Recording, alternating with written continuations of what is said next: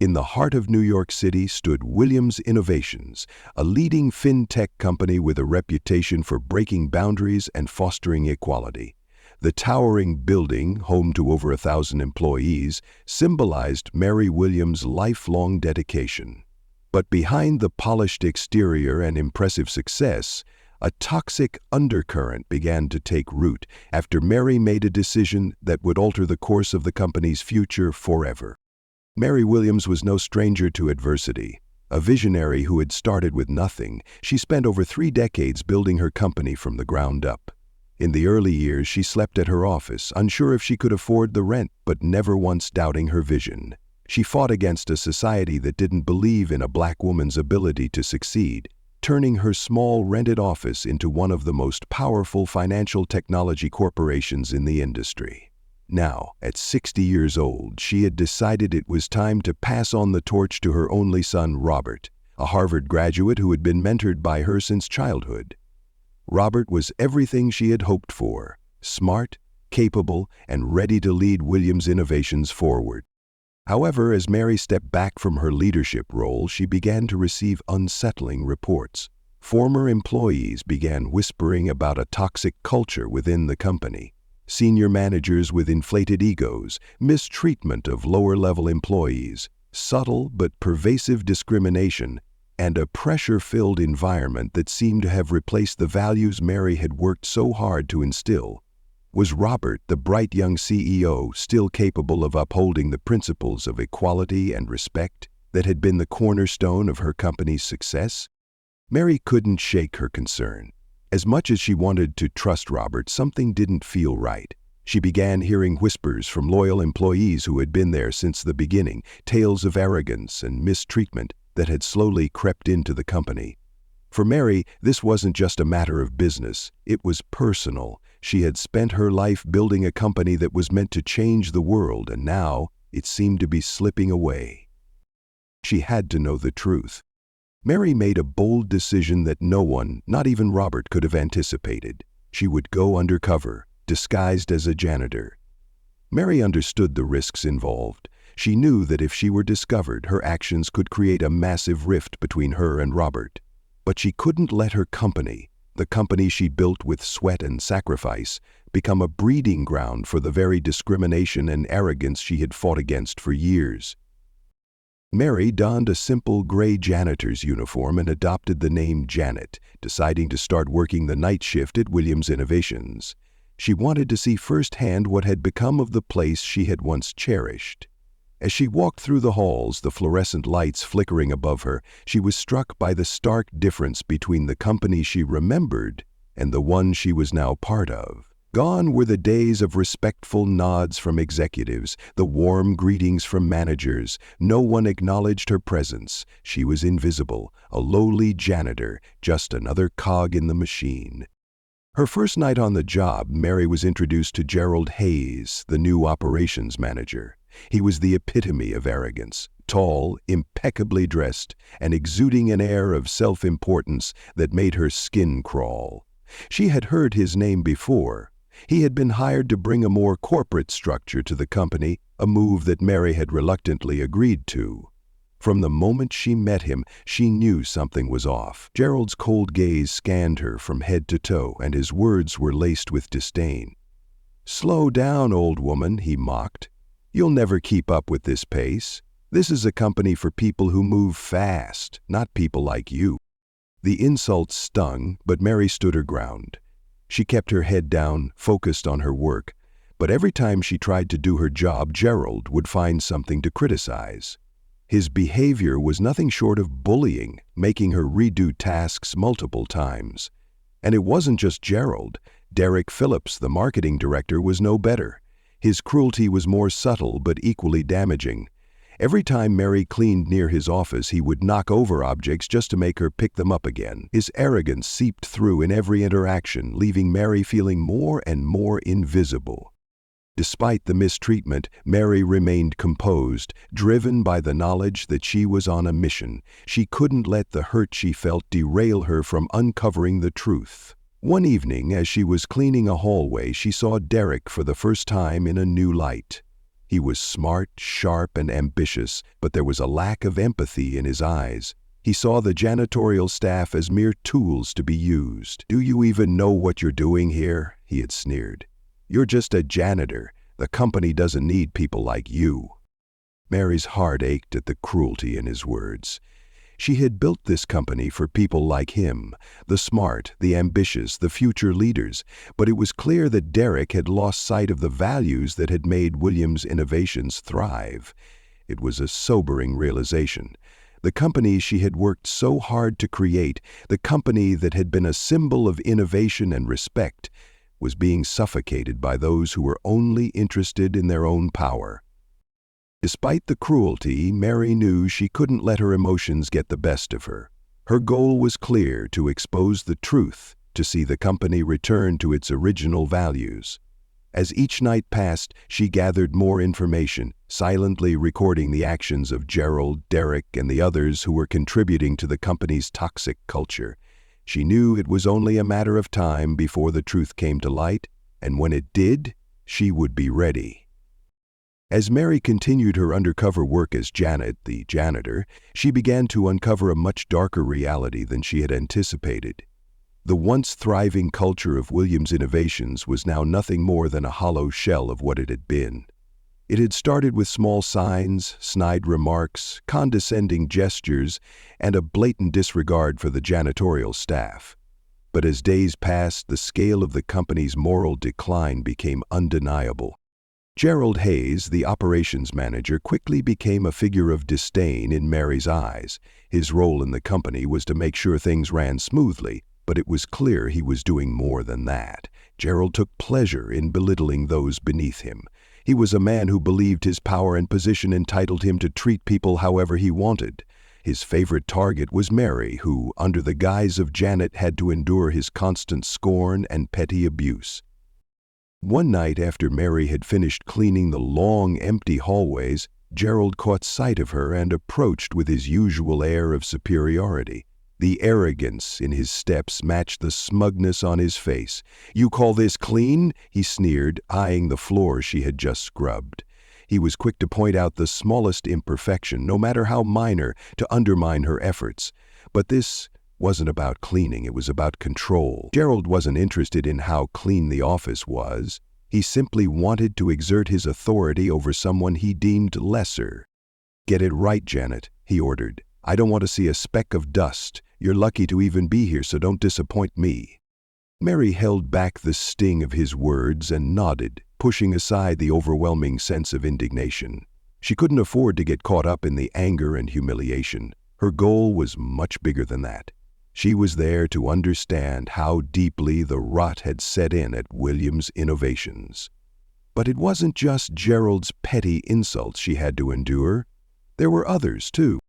Derek Phillips, the young marketing director, had a different approach. While Gerald's abuse was overt, Derek's cruelty was more subtle, yet equally damaging.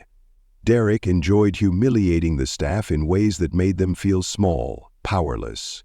He would purposefully make a mess in his office, scattering papers on the floor, only to demand that Mary clean it up over and over again. It wasn't about the mess. It was about asserting dominance, about reminding her and everyone else who was truly in charge. One evening, after Mary had spent hours cleaning Derek's office, he casually walked in, looking at the pristine space with a smirk. "You think this is clean?" he asked, his voice dripping with sarcasm. "You're a janitor, not a decorator. Maybe you should just stick to what you're good at, cleaning, and stay out of our way." Mary's heart ached at his words. She knew she was a janitor, but this job, this company, had meant everything to her. She had worked tirelessly to build a place where everyone could thrive, no matter their background. But now, to see how far the company had fallen from those values, it hurt in ways she couldn't fully express. Still, she remained composed. She wouldn't let Derek's words break her resolve. The following days were filled with more of the same, Gerald, Derek, and others all working together to create an environment where those in power could do as they pleased while the lower-level employees suffered in silence. Mary witnessed it all, each cruel remark, each insult, each unspoken attack on the dignity of the janitorial staff. She saw how they kept their heads down, how they worked in fear, not just of the tasks they were given, but of the people who walked the halls in suits, wielding their power with impunity. But what disturbed Mary the most was the growing realization that no one, not even the people in power, seemed to notice how deeply toxic the atmosphere had become. The employees, the managers, the very structure of the company, it had all been infected by a culture of disdain. And it wasn't just the managers like Gerald and Derek who were at fault. The indifference from the top down was pervasive. No one cared enough to speak up, to challenge the growing culture of fear and intimidation. As the days passed, the weight of her mission grew heavier. Mary couldn't ignore the feelings of disappointment and betrayal that threatened to overwhelm her. Every night, when the office lights went down, she would sit in the silence of the hallway and reflect on everything she had learned. What had happened to the company she had poured her heart into? How had it become a place where cruelty was met with silence and power was used as a weapon against those who had no voice? One evening, as she was cleaning the elevator area on the 42nd floor, the silence was shattered by a scene that would crystallize the deep-seated rot Mary had been observing.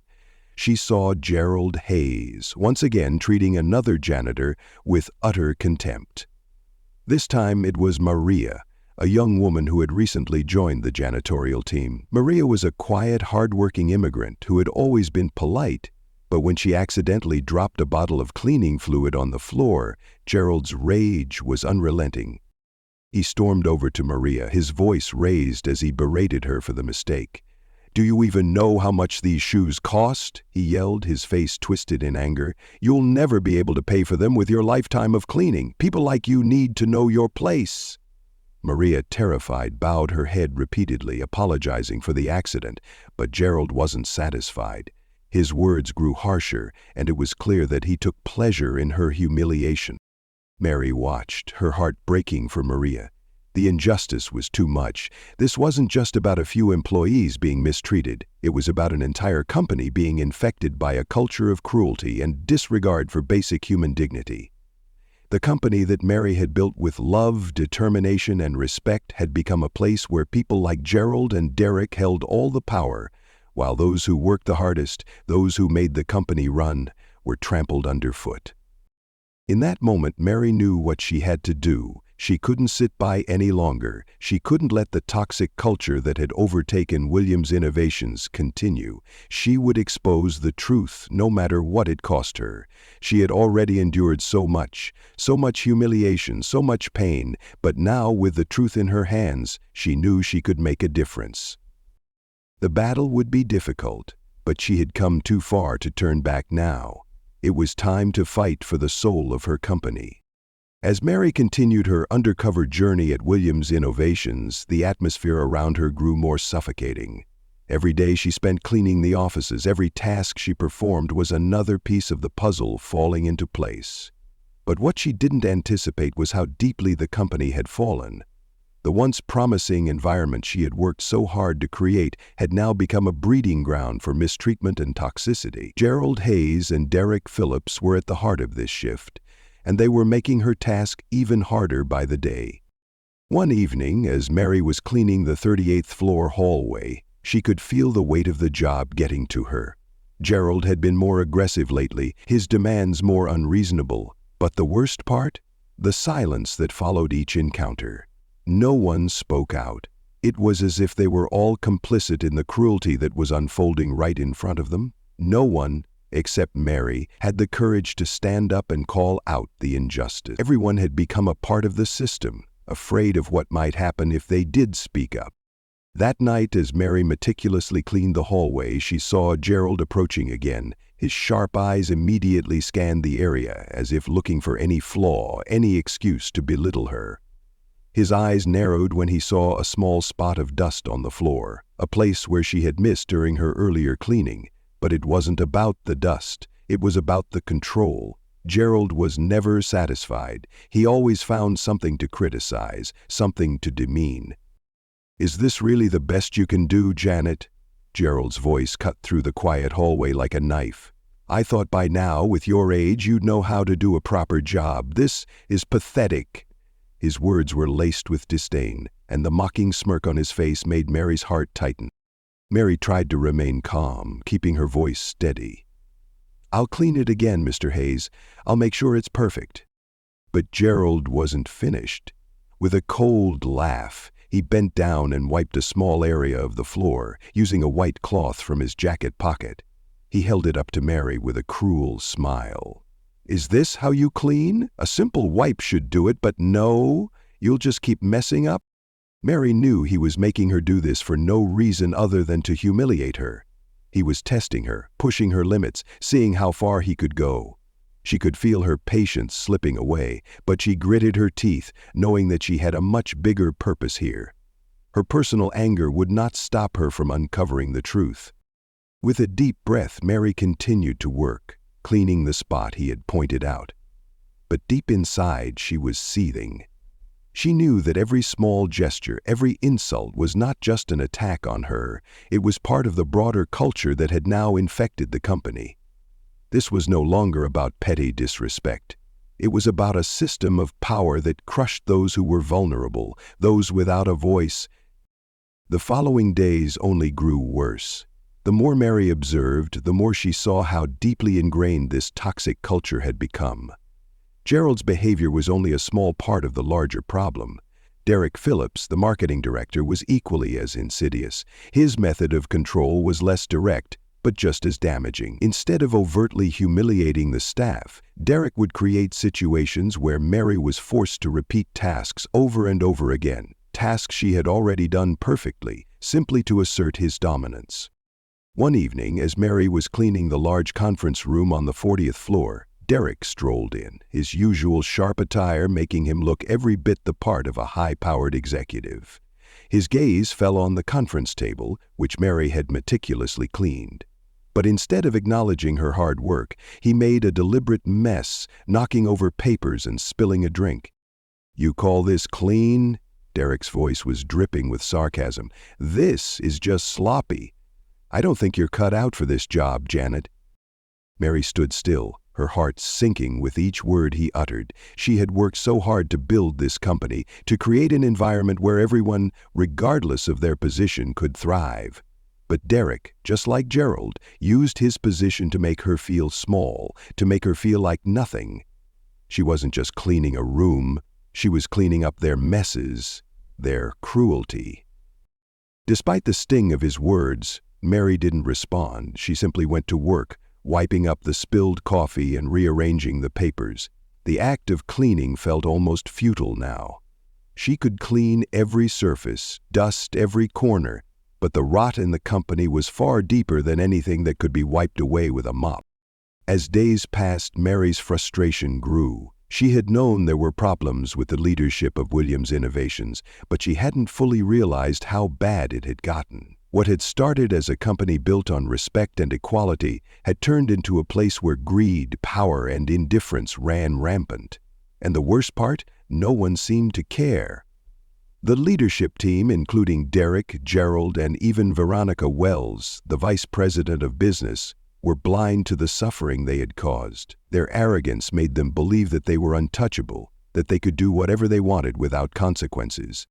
One day, as Mary was finishing up in the conference room, Veronica walked in with a group of employees.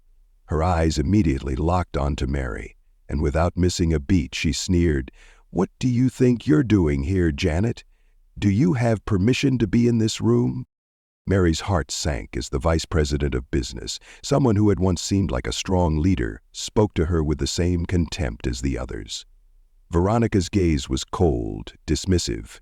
It was clear that she no longer saw Mary as anything more than an invisible servant, someone who was meant to do the work and stay out of the way. "I'm just finishing up the cleaning, Miss Wells," Mary said calmly, trying to keep her composure despite the weight of Veronica's words. But Veronica was having none of it. "Do you think this is your place? You're supposed to be in the back, cleaning, not bothering us while we're working. Do you even know how important this meeting is?" Mary's stomach twisted with the familiar sense of humiliation, but she refused to let it show. She stood her ground, keeping her head high, knowing that this was just another test. This wasn't about cleaning, it was about control, about asserting power over those who had no ability to fight back. Veronica walked closer, her heels clicking sharply on the floor as she approached Mary. The tension in the air was palpable. Without warning, Veronica raised her hand and slapped Mary across the face. The sound of the slap echoed through the room, and Mary staggered backward. The shock of the moment left her breathless. She stood there, frozen, as the sting of the slap burned not just on her face but deep in her heart. But what hurt more than the physical pain was the realization that the company she had built, with love, respect, and hard work, had now become a place where people like Veronica could openly abuse their power. It was a place where employees like Mary were treated with cruelty and disrespect, their voices silenced by the very people who should have been upholding the company's values. The moment Veronica slapped her, everything changed. Mary realized that her mission was no longer just about uncovering the truth. It was about standing up for the employees who had no voice. It was about reclaiming the soul of Williams Innovations. With that painful slap, Mary's resolve grew stronger. She wasn't going to let this go. She wasn't going to let the company she had worked so hard to build be destroyed by the very people who had no respect for its soul. Mary stood frozen for a moment after the slap. The sting across her cheek was sharp, but it was the deep humiliation that sank into her bones, something she hadn't felt in years, if ever. It was not just about the slap, it was what it represented. The cruelty, the abuse of power, and the complete disregard for everything she had worked for. Her heart raced, but her mind remained clear. She looked around the conference room where the employees had witnessed the humiliation. They were silent, not daring to speak up, not even acknowledging her presence.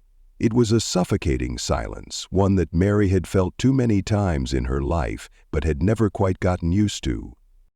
She wiped the tears welling up in her eyes, refusing to let them fall. The bitter reality of what had become of her beloved company sank deeper with every passing second. This company that she had built from nothing, fighting against every bias, every unfair system. And now, it had become a place where people like Veronica Wells could walk in, slap someone like Mary, and expect no consequences. It was worse than she had ever imagined. The soul of Williams Innovations, a company built on respect, equality, and integrity, had been shattered by those who had no understanding of what it meant to work for something greater than themselves. But something had shifted in Mary, the slap, the humiliation. It was not breaking her, it was making her stronger. For the first time in a long time, she felt the fire of determination burning in her chest. She wasn't going to let them win. She wasn't going to allow these people to continue destroying everything she had built. "Is this what it has come to?" Mary muttered under her breath, her voice calm but seething with rage. Her eyes never left Veronica, who was standing there with a smug look of satisfaction on her face, as though she had just defeated Mary. But little did she know, the only thing she had done was push Mary closer to her breaking point. But instead of breaking, Mary was ready to fight back, ready to take back what was hers. Mary took a deep breath, steadying herself. Veronica's words, her slap, they were just tools of oppression, the tactics of someone who was desperate to hold on to power. But Mary was no longer intimidated. She had seen too much to turn back now. She wasn't just going to let this go. "Janet, I think you should leave now," Veronica said, as if dismissing her. "I've made my point and you've had enough of your disrespect. You're nothing but a janitor." Mary stood tall, her hands trembling, but not from fear. The slap had done something unexpected. It had awakened something in her. She wasn't just the janitor anymore. She wasn't just the woman who had been humiliated. She was Mary Williams, the founder of this company, the woman who had built it from the ground up, who had poured every ounce of her heart and soul into its creation. And no one, not Veronica, not Gerald, not Derek, could take that from her. But she wasn't done yet. This wasn't just about her. It was about everyone who had been silenced, everyone who had been pushed to the margins. It was about the janitors, the employees who were treated like invisible objects, used and discarded without a second thought. It was about every person who had ever been mistreated, bullied, and humiliated by people like Veronica and her cronies. It was time to expose the truth. Mary turned slowly, her eyes not on Veronica but on the door. She wasn't going to let them win. She walked out of the conference room, head held high, her heart beating with purpose. The moment she stepped into the hallway, she knew it was time to take action. For the next few days, Mary kept her cover. She continued to clean, to watch, to listen. But now she was doing more than just observing. She was gathering evidence, quietly recording every conversation, every unfair act, every insult. She wasn't going to let what happened to her be in vain. She would expose the truth, and she would make sure that those responsible would face the consequences. In the meantime, Robert had no idea about the secret Mary was carrying. He continued to run the company, unaware of the toxic environment that was growing under his nose. But Mary knew that time was running out. She couldn't keep this secret from him any longer. The betrayal was too much, and she had to act before it was too late. One evening, after a particularly draining day, Mary finally made the decision. She would tell Robert everything. She would share the recordings, the evidence she had gathered, and reveal to him the dark conspiracy that had been brewing within the company. It was time to confront the truth. It was time for them to take back control. When Mary met Robert that evening, the tension was palpable. She could see the worry in his eyes, the way he was trying to understand what was happening. He had known things weren't right, but he hadn't known how deep the rot went. As Mary sat down across from him, her hands shaking slightly, she knew this would be the hardest conversation she had ever had. "I have to tell you something, Robert," Mary began, her voice steady but heavy with emotion. "What I've uncovered is far worse than I ever imagined." Robert looked at her, his face a mix of confusion and concern. "What are you talking about, Mom? What did you uncover?" Mary took a deep breath, her heart racing. "I've been working undercover in the company. I disguised myself as a janitor to see what was really going on, and what I found was appalling. Gerald, Derek, Veronica, Karen, they've been plotting behind your back. They're planning to take you down, to force you out as CEO." Robert's face drained of color as he listened, his hands trembling. "What? No, that can't be true. They've been with us from the start." Mary placed a small USB drive on the table. "I wish this was a misunderstanding, but the evidence is clear. They've been conspiring to steal the company from you, to destroy everything you've worked for." Robert picked up the USB drive, his hands shaking. He didn't need to hear more. The truth was right there in front of him. The next morning, Robert called an emergency board meeting. It was time to expose the truth, to confront the betrayers in front of everyone. The room was tense as the board members gathered, and as Gerald, Derek, Veronica, and Karen sat down, they had no idea what was coming. Mary stood outside the door, watching quietly. This was the moment she had been waiting for. Robert began, his voice firm. "I've discovered a betrayal within this company, and today you will all see the truth." The boardroom fell silent as Robert showed them the evidence. Gerald, Derek, Veronica, and Karen couldn't hide anymore. The truth was out, and their careers were over. As the meeting ended, Mary stood beside her son, her heart swelling with pride. They had done it. They had fought for what was right, and they had won. The company was saved, and its soul was restored. Mary had never imagined that it would come to this, standing before the board of directors, the company she had built. The company she had once poured her heart into, now standing at the brink of a complete breakdown. But this moment was inevitable. She had spent years nurturing Williams Innovations into a powerhouse, a beacon for respect, equality, and hard work. But now she was facing the reality that these values were being destroyed from the inside by the very people she had trusted. The atmosphere in the boardroom was heavy with tension. Robert stood at the head of the table, his posture rigid and determined, while the four betrayers, Gerald, Derek, Veronica, and Karen, sat in silence, trying to maintain an air of composure. But their unease was palpable. The evidence was undeniable, and they knew it. Their carefully crafted facades were crumbling, their lies exposed for all to see. Mary watched from the sidelines, her heart pounding. It was almost surreal. The years of hard work, of sacrifice, of building something meaningful, only to watch it all hang in the balance. But she knew one thing for sure: it had to end now. The culture of fear, the abuse of power, and the indifference to human dignity had no place in this company anymore. Mary had given everything for this company, and she wasn't going to let a few corrupt individuals tarnish everything she had fought for. Robert's voice broke through the silence, calm but unyielding. "I have clear evidence that some of you," he glanced toward Gerald, Derek, Veronica, and Karen, "have been conspiring to undermine my leadership, embezzle funds, and leak sensitive information to competitors. You've betrayed not just me, but the values this company was built on." Gerald's face was now pale, his usual bravado nowhere to be found. Derek and Veronica exchanged uneasy glances while Karen's lips tightened, her eyes flicking nervously between the board members. They were trapped. They knew it.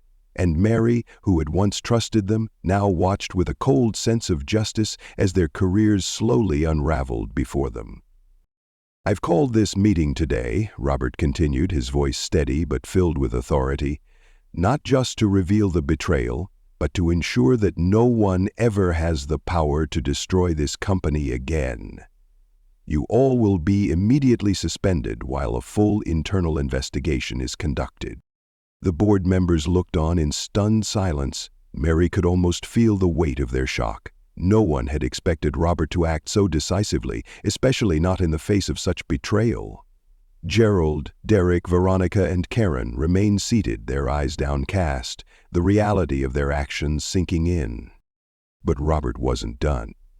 "And the evidence," he added, "will not only be handed to the internal investigation team, but it will also be shared with the authorities. This isn't just about company policy, this is about justice. The consequences of your actions will be felt far beyond these walls." At that moment, the door to the boardroom opened. 2 security officers entered, standing at attention, awaiting Robert's command. Gerald shifted uncomfortably in his seat, his mouth dry, but Robert's words were clear, unwavering. "Escort these 4 out of the company," Robert instructed. "Revoke all their system and company device access. Any documents and evidence they've tampered with will be handed over to the authorities for further investigation." The room was thick with tension as the security officers moved toward Gerald, Derek, Veronica, and Karen. The smugness, the arrogance, the entitlement that had once been so evident in them now seemed to evaporate. As they stood up, heads lowered, they knew that they had lost everything: their jobs, their reputations, and most importantly, the trust that had been shattered beyond repair. Mary stood next to Robert, her eyes filled with pride. This was what they had worked for, not just the success of Williams Innovations, but the restoration of its soul. It wasn't just about firing the people who had wronged them. It was about reclaiming the values that had made this company great. It was about respect, fairness, and human dignity for every employee, no matter their role or position. As the door slammed behind the disgraced former leaders, a quiet sense of relief swept through the room. The toxic culture that had nearly destroyed Williams Innovations was gone, and in its place stood something stronger, something built on the foundation of integrity and respect. The board members, who had once sat in silence, now felt a shift. There was no going back. The company had been cleansed, and it was time to rebuild. Mary felt a deep sense of peace as she watched the security officers lead the traitors out of the room. This wasn't just a victory for her or Robert. It was a victory for every person who had been silenced, ignored, or mistreated. The fight was far from over, but this was the beginning of something new. The meeting continued, but the mood had shifted. There was no more fear, no more tension. The board members were united, and for the first time in a long time, they believed in the company again. They believed in the values that had made Williams Innovations great, and they were determined to uphold them. As the meeting drew to a close, Mary stood up, her gaze sweeping across the room. She felt a renewed sense of purpose, her heart light with the knowledge that the company she had built was on the right path once again. She turned to Robert, who was smiling softly. "We did it, Mom," he said, his voice filled with gratitude. "We've saved Williams Innovations." Mary smiled, her eyes glistening with pride. "No, Robert, we didn't just save it. We gave it a chance to thrive again, and that's what matters." As they left the boardroom together, Mary felt the weight of everything she had endured. The pain, the humiliation, the sacrifices. All of it had led to this moment. The company was in good hands. Robert was ready. And so was she. The soul of Williams Innovations had been restored, and nothing could ever take that away. The meeting ended, and the traitors were escorted out, leaving Mary and Robert standing together, reflecting on what had just unfolded. They had saved the company not through revenge, but by restoring the integrity and values that had once made Williams Innovations a leader in its field. What had started as a company built on respect, fairness, and hard work had almost crumbled under the weight of greed, power, and betrayal. But now, with the truth revealed, a new chapter could begin, one where those values would once again take center stage. Mary had endured far more than anyone could have expected. She had been humiliated, treated with disdain, and forced to face the very people who once admired her. Yet, in that darkest moment, she found her strength. The slap, the insults, and the cruel treatment only served to fuel her determination. This wasn't about personal revenge, it was about restoring what was right and making sure no one else would have to suffer the same way. She had fought for the dignity of every employee, especially those like the janitors and the lower-level workers who had no voice in the company. For Mary, the victory was not just in bringing the guilty to justice, but in creating a space where respect and equality could thrive again. She had proved that the soul of a company isn't defined by profits or power. It's defined by the way people are treated, from the CEO to the janitor. In this battle, Mary reclaimed her legacy not through force, but through resilience, courage, and a commitment to justice. The journey didn't end with the exposure of Gerald, Derek, Veronica, and Karen. In fact, that was just the beginning of a larger transformation. With her son Robert by her side, Mary had ensured that the future of Williams Innovations would not be shaped by corruption and betrayal. It would be built on the values of fairness, accountability, and the well-being of every person who walked through the company's doors. The road ahead would be challenging, but the foundation was now strong, and the company had a chance to grow and succeed in a way that honored its roots. This story teaches us all an important lesson. Power should never be abused, and no one should be above the truth. In moments of betrayal, it's easy to feel helpless or give up, but as Mary showed us, standing up for what's right, no matter the cost, can change the course of history. Her actions remind us that leadership isn't about control or authority, it's about empathy, respect, and the courage to make tough decisions when the time comes. The story of Mary Williams is a powerful reminder that we must all be vigilant in protecting what's good and right. No matter how successful we become, we must never lose sight of the values that made us who we are. In the face of adversity, we have the choice to stand up for what's right and fight for justice, even when it feels impossible. If you enjoyed this video and the message of standing up for what's right, please hit the comment button with 1 to show your support. If you think there's room for improvement, please comment 0, and I'll make sure to improve it for the next one. Remember, justice may not always come loud, but when it does, it echoes for generations.